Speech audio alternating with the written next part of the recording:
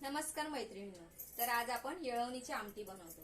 पुरणपोळीसाठी मी पुरण बनवून घेतले, त्यातलंच हे पाणी काढले डाळ शिजवल्यावर। आता आपण आमटी कशी करायची ते पाहूया। तर आधी याच्यात तेल गरम करून घेतले। आता हे बघा, थोडी मोहरी घालते। मोहरी छान तडतडू दे।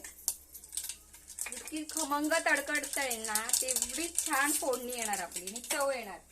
आता आपण ह्यात कांदा घालूया। हा कांदा मी 2 कांदे घेतले बारीक चिरून।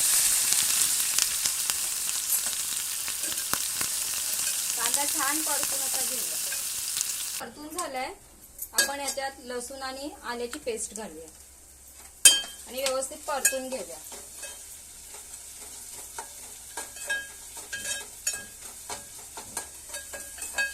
छान असं व्यवस्थित परतलं ना की आपली फोडणी छान खमंग होते। आता हे पहा, आपलं परतून झाले। आता एक मिरची घेतली मी आणि कढीपत्ता घेतले, तो घालून घेते 2 सेकंद। आणि हे 2 टोमॅटो घेतले, ते घालून घेते आणि व्यवस्थित 5 मिनिटं परतून घेते। टोमॅटो थोडा सॉफ्ट व्हायला पाहिजे। आता हे बघा, हे छान परतून झालंय कसं। आता ह्यात आपण वाटप घालूया। कांदा खोबऱ्याचं वाटप आहे, ते थोडं घालते मी। ते परतून घेते आणि सोबतच मसाले सर्व घालून घेऊया। आता हा मसाल्याचा डबा आहे। हळद थोडी घातली, धने पावडर चमचाभर घालते आणि हा लाल तिखट आहे आमच्याकडे तिखट थोडं जास्त खातात। आणि हा आपला बेडगी मिरची मसाला थोडा रंगासाठी। आणि हा आपला गरम मसाला आहे, थोडा आता घालते, थोडा नंतर वरून। छान तेल सुटेपर्यंत परतून घेते मी।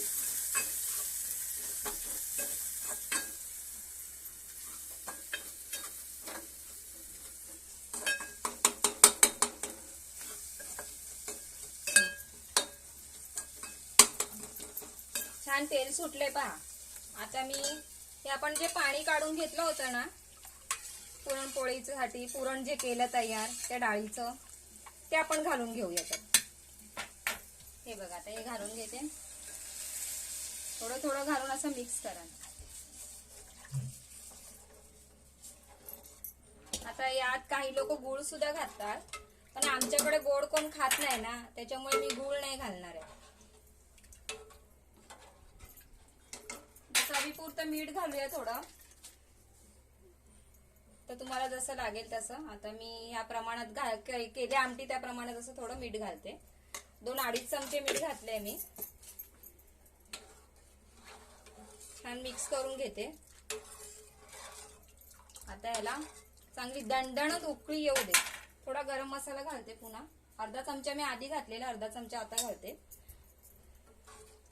छान दणदणून उकळी यायला पाहिजे। आणि ही कोथिंबीर घालू।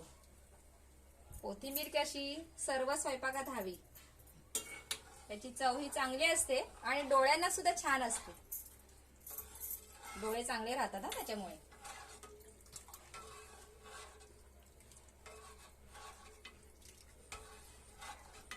आपल्या शरीरासाठी चांगल्या चांगल्या वस्तू खाव्या, निसर्गाने भरपूर बनवल्यात त्या। आता याला छान उकळी येऊ दे, मग तुम्हाला दाखवते मी। पहा, आता छान अशी उकळी आली आमटीला। आता आपण या वाटीत काढून घेते, मी तुम्हाला दाखवते। उकळी येईपर्यंत मी ताट सुद्धा तयार करून घेतले।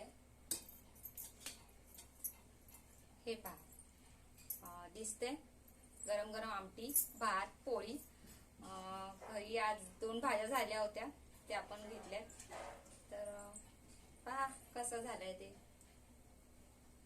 थँक्यू।